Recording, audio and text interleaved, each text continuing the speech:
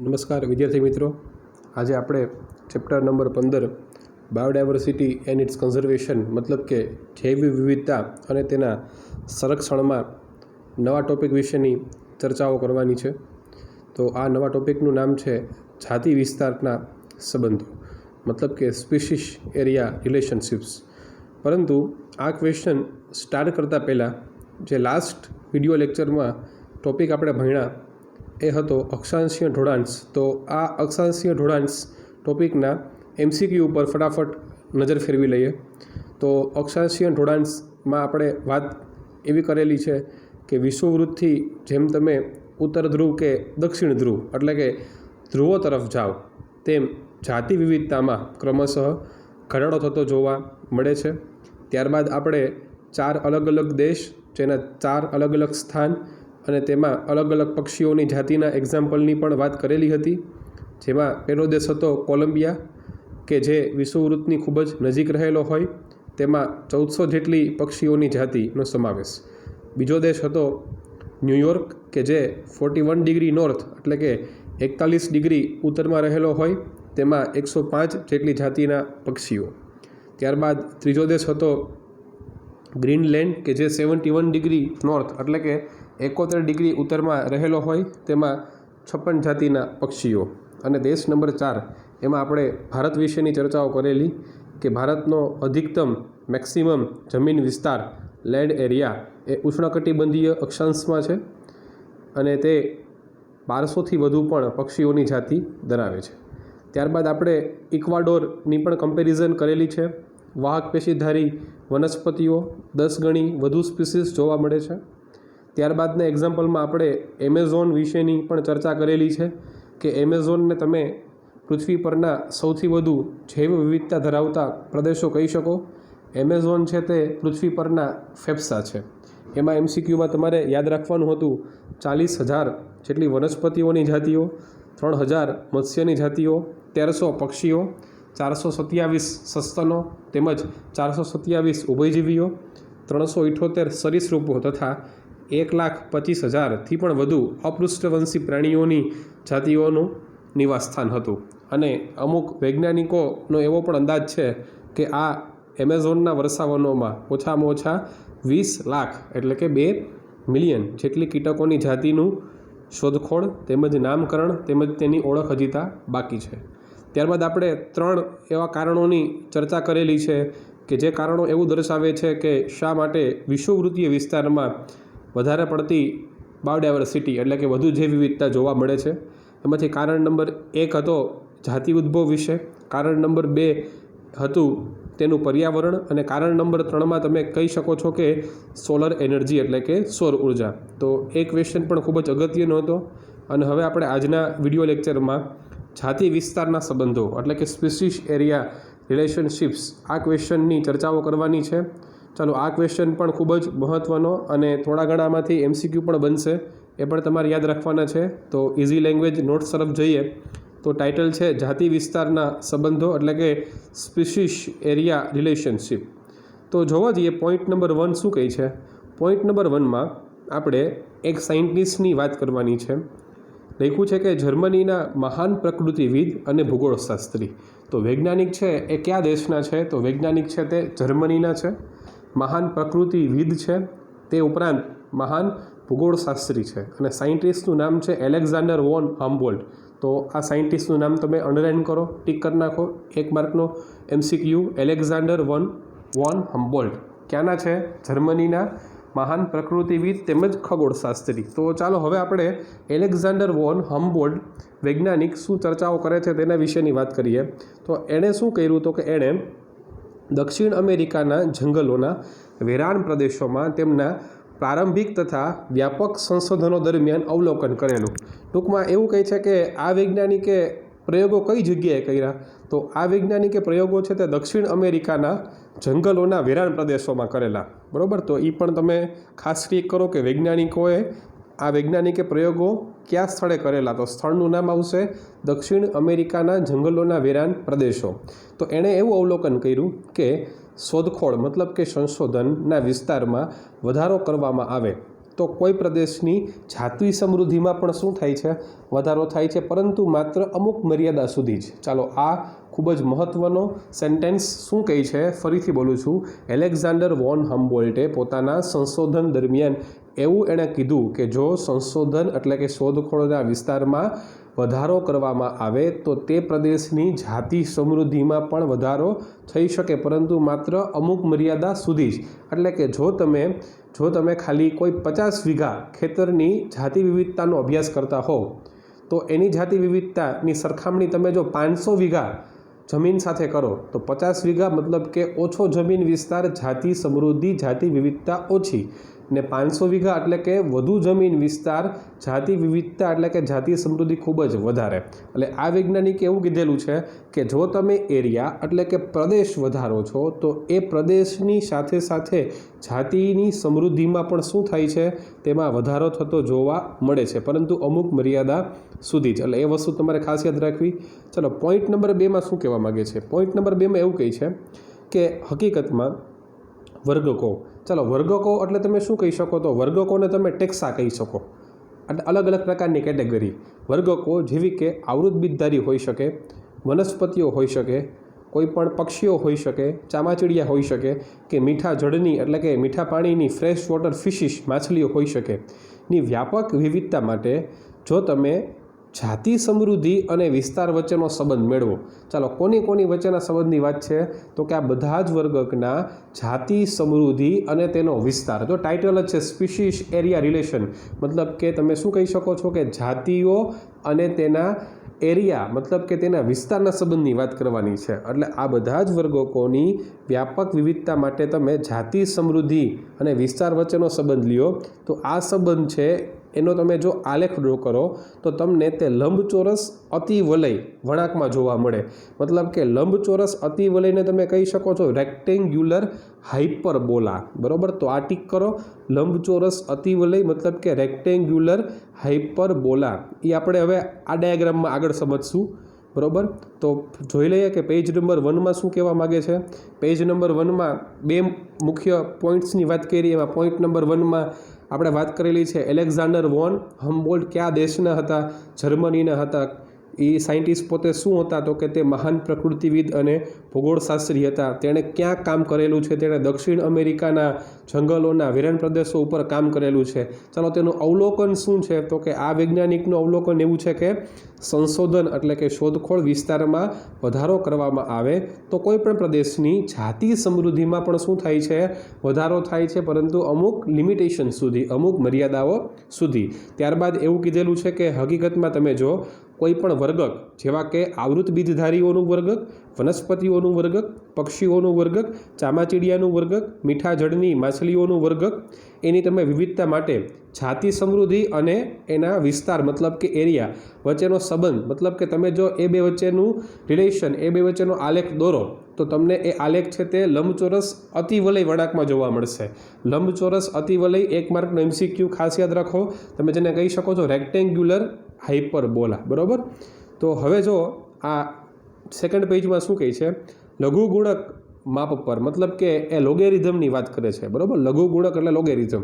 લઘુગુણક માપ પર આ સંબંધ એટલે કોનો સંબંધ? તો કે જાતિ સમૃદ્ધિ અને તેના વિસ્તારનો. બરાબર, આ સંબંધ એટલે કોનો સંબંધ? જાતિ સમૃદ્ધિ અને તેના વિસ્તાર. એનો સંબંધ એ તમે નીચેના ઇક્વેશન દ્વારા સમજી શકો. અને આ ઇક્વેશનની જે લાઇન છે એ એકદમ સ્ટ્રેટ બનશે. જો આગળ શું કીધું હતું કે સામાન્ય કન્ડિશનમાં, સામાન્ય પરિસ્થિતિમાં આ લાઇન કેવી બનવી જોઈએ? તો કે આ વળાંક કેવો બનવો જોઈએ? તો લંબચોરસ અતિવલય. જ્યારે જો આ કન્ડિશનમાં લાઇન કેવી બને છે? સીધી બને છે. સમજાવો હમણાં ફિગરમાં.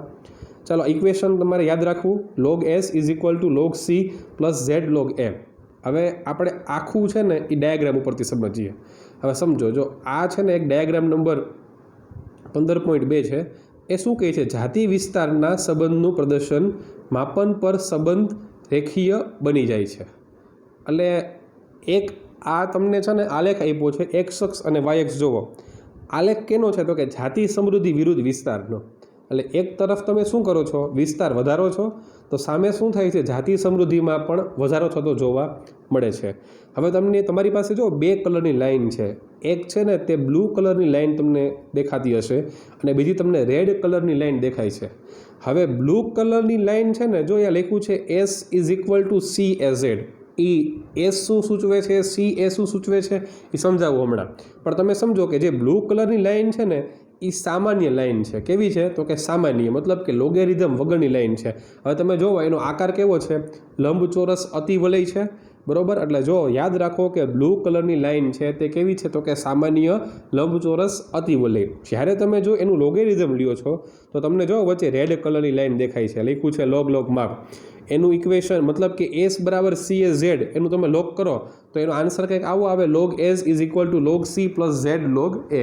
એટલે બે લાઇન છે એ એક જ છે, પરંતુ એક સામાન્ય છે કે જેનો આકાર લંબચોરસ અતિવલય અને બીજી છે તેનો આકાર સ્ટ્રેટ, મતલબ કે તે લોગેરિધમ વાળી છે, બરોબર।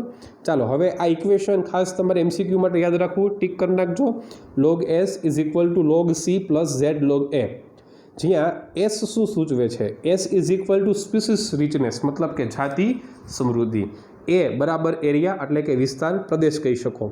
ત્યારબાદ Z, ચાલો Z છે ને એ ખૂબ જ મહત્વનું, Z છે ને તેને તમે રેખાનો ઢાળ કહી શકો, મતલબ કે સમાશ્રયણ ગુણાંક। એટલે ઝેડની વેલ્યુ તમારે આગળ યાદ રાખવાની આવશે, Z મતલબ કે રેખાનો ઢાળ અને Y = આંતરછેદ, મતલબ કે ઇન્ટરસેપ્ટ તમે જેને કહી શકો છો, બરોબર। એટલે આ કોન્સેપ્ટમાં તમારે અત્યાર સુધીમાં ખાલી આટલું સમજવાનું કે તમે જો ખાલી આલેખ ડ્રો કરો છો જાતિ સમૃદ્ધિ વિરુદ્ધ વિસ્તારનું, તો ખરેખર ઇક્વેશન સામાન્ય સંજોગોમાં S = CAZ કે જેનો આકાર લંબચોરસ અતિવલય, પરંતુ તમે જો એને લોગેરિધમ સ્કેલ ઉપર લઈ જાઓ તો એનો આકાર એકદમ સ્ટ્રેટ બને અને એનું ઇક્વેશન બનશે log S = log C + Z log A, બરોબર। હવે આટલી વસ્તુ આપણે ટેક્સ્ટબુકમાંથી સમજવાનો પ્રયત્ન કરીએ। આ પાર્ટ 1 છે ને એ પૂરો થયો આ ક્વેશ્ચનનો। જુઓ ટાઇટલ, જાતિ વિસ્તારના સંબંધો। જર્મનીના મહાન પ્રકૃતિવિદ અને ભૂગોળશાસ્ત્રી એલેક્ઝાન્ડર વોન હમ્બોલ્ટે દક્ષિણ અમેરિકાના જંગલોના વેરાન પ્રદેશોમાં તેમના પ્રારંભિક અને વ્યાપક સંશોધનો દરમિયાન અવલોકન કર્યું હતું કે સંશોધન વિસ્તારમાં, હવે ટીક કરો, સંશોધન વિસ્તારમાં વધારો કરવા સાથે કોઈપણ પ્રદેશની જાતિ સમૃદ્ધિમાં પણ વધારો થાય। ટૂંકમાં વિસ્તાર વધે, જાતિ સમૃદ્ધિ પણ વધે, પરંતુ અમુક મર્યાદા સુધી જ। હકીકતમાં જો આપણે કેટલાક વર્ગકની વાત કરીએ, મતલબ કે આવૃત બીજધારીઓનો વર્ગક, વનસ્પતિઓનો વર્ગક, પક્ષીઓનો વર્ગક, ચામાચીડિયાનો વર્ગક, મીઠા પાણીની માછલીઓનો વર્ગક, તો આ બધા જ વર્ગકની જો તમે વિવિધતા માટે જાતિ સમૃદ્ધિ વિરુદ્ધ વિસ્તાર વચ્ચેનો આલેખ દોરો તો તે તમને ટીક કરો લંબચોરસ અતિવલય વળાંકમાં જોવા મળે છે। હવે તમે જોઈ શકો છો કે જે બ્લુ કલરનું છે એ શું છે, લંબચોરસ અતિવલય, S = CAZ।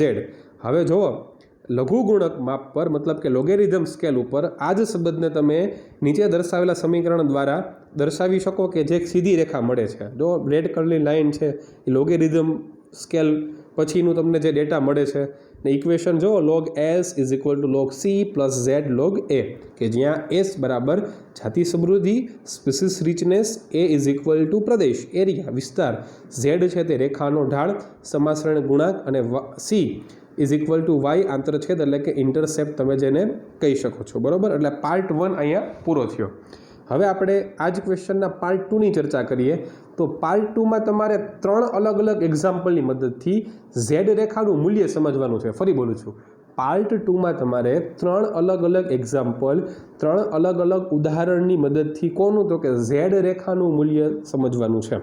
ચાલો એક્ઝામ્પલ નંબર 1, પરિસ્થિતિવિદોએ એવું શોધ્યું કે Z રેખાનું મૂલ્ય 0.1 to 0.2 વચ્ચેની ક્ષેત્ર મર્યાદામાં છે। ચાલો અમુક પરિસ્થિતિવિદો શું કહે છે કે Z રેખાનું મૂલ્ય કેટલું હોવું જોઈએ, તો કે Z રેખાનું મૂલ્ય 0.1 થી લઈને 0.2 વચ્ચે હોવું જોઈએ। ટીક કરો MCQ, 0.1 થી લઈને 0.2 વચ્ચે હોવું જોઈએ।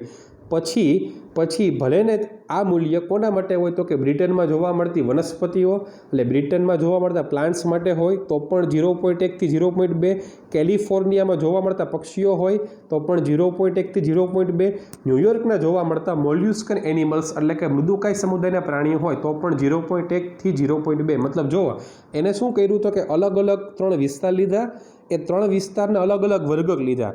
તો તમે આ 3 વિસ્તારના અલગ અલગ વર્ગક લ્યો પણ એનું આ ત્રણેય માટે ઝેડ રેખાનું મૂલ્ય કેવું બનશે? સમાન બનશે.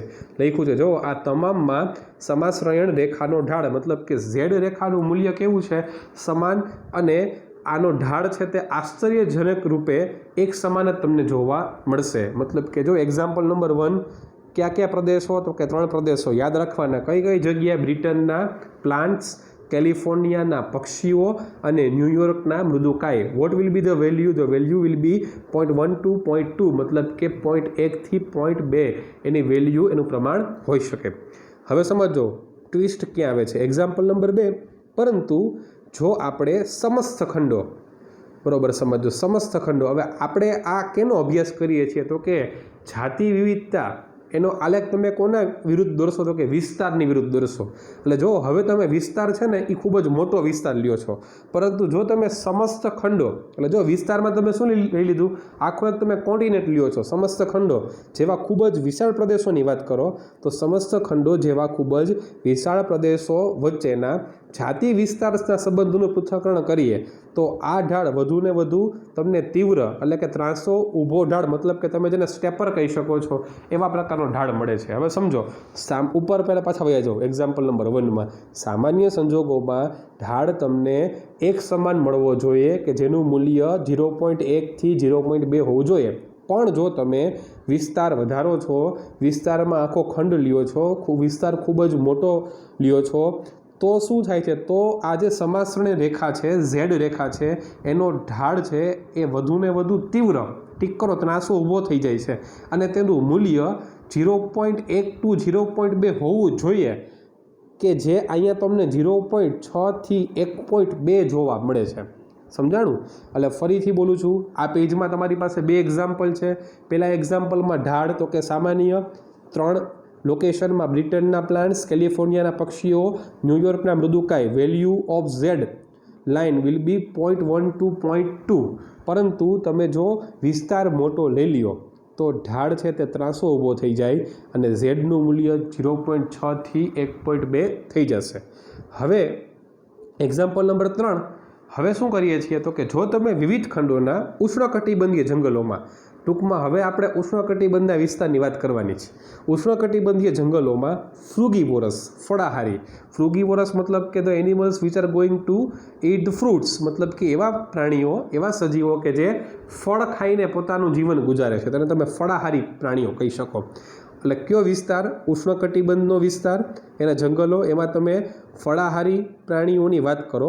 ખાસ કરીને ફ્રૂટ ઇટિંગ પક્ષીઓ અને સસ્તન મતલબ કે fruit eating birds and fruit eating મેમલ્સની વાત કરો તો એના માટે પાછો ઝેડનો ઢોળાવનું મૂલ્ય પાછું ફરી જાય. એના માટે મૂલ્ય કેટલું છે? તો કે 1.15. મતલબ પાર્ટ 2માં તમારે પાસે 3 એક્ઝામ્પલ આવ્યા. જો ફરી બોલું છું, ટૂંકો ને ટચ, શું યાદ રાખવું? એક્ઝામ્પલ નંબર 1 3 પ્રદેશ બ્રિટન, કેલિફોર્નિયા, ન્યુયોર્ક. બ્રિટનના પ્લાન્ટ, કેલિફોર્નિયાના પક્ષીઓ, ન્યુયોર્કના મૃદુકાય. એના માટે આ જે રેખા ઝેડ રેખા છે તેનું મૂલ્ય 0.1 to 0.2. બરાબર. હવે એક્ઝામ્પલ નંબર 2 જો તમે વિસ્તાર ખૂબ જ મોટો લઈ લ્યો મતલબ કે આખો તમે ખંડ લઈ લો વિસ્તારમાં તો ઢાળ છે તે વધુને વધુ તીવ્ર ત્રાંસો ઊભો બની જાય. મૂલ્ય 0.6 to 1.2. એક્ઝામ્પલ નંબર 3 ઉષ્ણકટિબંધના જંગલોમાં ફળ ખાનારા પક્ષીઓ અને સસ્તનની વાત કરો. ઝેડ રેખાનો ઢોળાવ 1.15. મતલબ કે 3 વેલ્યુ તમારે પાર્ટ 2માં યાદ રાખવાની છે. અને હવે આ જ પાર્ટ 2 આપણે ટેક્સ્ટબુકમાંથી સમજવાનો પ્રયત્ન કરશું. ચાલો જુઓ સેકન્ડ પેરેગ્રાફ. પરિસ્થિતિવિદોએ શોધ્યું કે ઝેડનું મૂલ્ય 0.1 થી 0.2 વચ્ચેની ક્ષેત્ર મર્યાદામાં હોય છે. ચાલો અંડરલાઇન ધીસ કે અકોર્ડિંગ ટુ ઇકોલોજીસ્ટ પરિસ્થિતિવિદો શું કહે છે? ઝેડનું મૂલ્ય સામાન્ય રીતે સામાન્ય સંજોગોમાં 0.1 થી 0.2 વચ્ચેની ક્ષેત્ર મર્યાદામાં હોવું જોઈએ. પછી ભલે તમે વર્ગીકરણ સમૂહ કે પ્રદેશ તરીકે બ્રિટનમાં રહેતી વનસ્પતિઓ લ્યો કે કેલિફોર્નિયાના પક્ષીઓ લ્યો કે ન્યુયોર્ક રાજ્યમાં જોવા મળતા મૃદુકાય મતલબ કે મોલ્યુસ્કન એનિમલ્સ લ્યો. તમે કોઈ પણ લ્યો પણ એનું ઝેડ રેખાનું મૂલ્ય 0.1 થી 0.2 હોવું જોઈએ. અને આ બધા માટે સમાશ્રય રેખાનો ઢાળ એટલે કે ઝેડ રેખાનો ઢાળ આશ્ચર્યજનક રૂપે કેવો હોય? એક સમાન હોય છે. ચાલો હવે એક્ઝામ્પલ નંબર 2 પરંતુ જો તમે સમસ્ત ખંડો જેવા કોઈ ખૂબ જ વિશાળ પ્રદેશ વચ્ચેના જાતિ વિસ્તાર સંબંધોનું એનાલિસિસ કરો છો. મતલબ તમે ખાલી શું કરો, તમે ખાલી એરિયા વધારો છો. એરિયા તરીકે તમે આખો ખંડ લઈ લ્યો તો તમને જોવા મળશે કે સમાનસરણ રેખાનો ઢાળ એ ખૂબ જ કેવો છે, તીવ્ર ત્રાસો ઊભો ઢાળ છે. એના માટે ઝેડ રેખાનું મૂલ્ય 0.6 થી 1.2 જેટલું છે. એક્ઝામ્પલ નંબર 3, ઉષ્ણકટિબંધીય જંગલોમાં જોવા મળતા ફળાહારી એટલે કે ફળ ખાનારા પક્ષીઓ અને સસ્તનો માટે ઝેડ રેખાનું મૂલ્ય પાછું કેટલું થઈ જાય, 1.15. એટલે આ એક જ પેરેગ્રાફમાં તમારી પાસે 3 મૂલ્ય છે. એક્ઝામ્પલ નંબર 1માં મૂલ્ય 0.1 થી 0.2 કે જે નોર્મલ હોય. એક્ઝામ્પલ નંબર 2માં વિસ્તાર વધારતા ક્ષેત્ર વધારતા મૂલ્ય 0.6 થી 1.2 અને એક્ઝામ્પલ નંબર 3માં ઉષ્ણકટિબંધમાં ફળાહારી પક્ષી અને સસ્તન માટે ઝેડ રેખાનું મૂલ્ય 1.15. બરાબર. એટલે આ પેરેગ્રાફમાં તમને આ રીતે મૂલ્ય જોવા મળશે. તો આ ક્વેશ્ચન જે છે એ અહીંયા સંપૂર્ણપણે સમાપ્ત થાય છે. ફરીથી આ ક્વેશ્ચન ખૂબ જ અગત્યનો, જ્યારે તમે એક્ઝામમાં આ ક્વેશ્ચન લખો તો સરસ પોઈન્ટ વાઇઝ ક્વેશ્ચન લખવું. આ ઉપરાંત આ ક્વેશ્ચનમાં જે કાઉન્સમાં લખેલી માહિતીઓ છે, કાઉન્સમાં જે પણ કંઈ એક્ઝામ્પલ લખ્યા છે એ એક્ઝામ્પલ તમારે પોઈન્ટ વાઇઝ 1, 2, 3, 4, 5 નંબર કરીને પરીક્ષામાં લખવા. આકૃતિ 15.2 તમારે ખાસ ડ્રો કરવાની છે. આ લોગેરિધમનું ઇક્વેશન છે એ તમારે સાબિત નથી કરવાનું, પણ તમારે ઇક્વેશન યાદ રાખવાનું છે. અને જ્યાં એસ, ઝેડ અને સી એના મૂલ્ય પણ તમારે ખાસ યાદ રાખવાના છે. અને યાદ રાખો કે આ ક્વેશ્ચનમાં એક સાયન્ટિસ્ટનું નામ આવે છે, નામ છે એલેક્ઝાન્ડર વોન હમ્બોલ્ટ, કે જે પોતે હતા ક્યાંના, જર્મનીના, અને કામ ક્યાં કર્યું છે તેના દક્ષિણ અમેરિકામાં. બરાબર.